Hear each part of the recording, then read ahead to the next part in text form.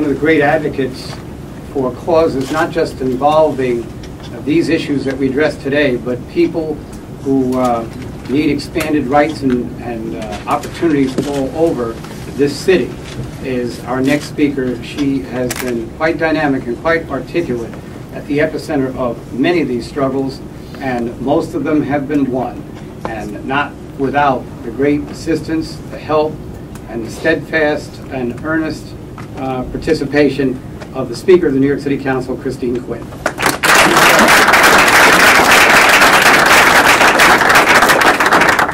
Thank you, Governor Paterson. Let me first just start by recognizing my City Council colleagues who are with me today, Councilmember Gail Brewer, the other member of the Lesbian Caucus, Councilmember Rosie Mendez, who always votes unanimously, right, Rosie? Councilmember John Liu, Councilmember Dan Garodnick, Councilmember Robert Jackson, Councilmember Bill de Blasio, and Councilmember Jessica Lappel. So thank you all for being with us today. First, Danny and Tom, I just want to thank you for what you've done, and I know what you will do over the months ahead. It is not easy walking through the floors of a legislature or from room to colleagues and being the only one or one of few of a community asking other people to do something. It's actually quite difficult. And both of you have done that with tremendous dignity, with grace, and with bravery that has already prevailed in the Assembly and I know will prevail in the Senate. So I am just so proud of the both of you and so proud to be able to call you brothers in the struggle on this issue. So thank you both very, very much. Thank you, Mr. Mayor, for your continued support on this issue and your commitment to go to Albany whenever Danny and Tom say you're needed up there on this matter. Governor Paterson, I wish there was a stronger or better phrase than thank you, but thank you. This, as I was standing next to you, and I've stood next to you and others at many a press conference, I was noticing how differently I felt, how my heart was racing, blood was pounding, and how I realized this is the most thrilling press conference I've ever been at. It is, if I think back in my life, beyond my wildest dreams, that I would stand at a press conference next to the governor of my state, next to the mayor of my city, and have both of those individuals pledge their full support for me and my family. To say publicly in front of the state, this has to happen, that the laws have to change to make LGBT families fully recognized. Something that not long ago was less than a dream. It seemed so impossible.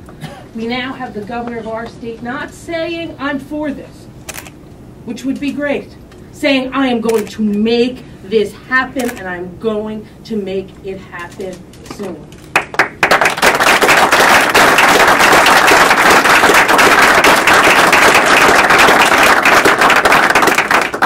I've always been proud to be a New Yorker, and there are many great days that made me proud to be a New Yorker. But this will certainly be on the list of those days that have made me proud to be a New Yorker. You know, and one thing I know about New York, and I know the governor and the mayor and everyone else here knows this. New Yorkers love their neighbors. They love their city. They love their state. And New Yorkers don't want their neighbors treated differently than they are. New Yorkers don't look at me and my partner and say they're different, they deserve less. New York is a state that was built and blazed on the idea that people should have equality and be treated the same. So that minority of people who have become too vocal and too listened to, there's a simple question. Look me in the eye and really tell me I deserve less. Look me in the eye and tell me that Kim and I aren't a family. That we don't struggle every day, that we don't pay taxes, that we don't work every day for this city. No one can look me or her in the eye and tell us that, because it is not true. And today begins the step forward to make the lie of the law in New York State go away, and to make the lie of the marriage law in our city evaporate, and to make our laws ones that are truthful, that recognize every family as equal, and affirm the love and commitment and struggle that unites all of our families. And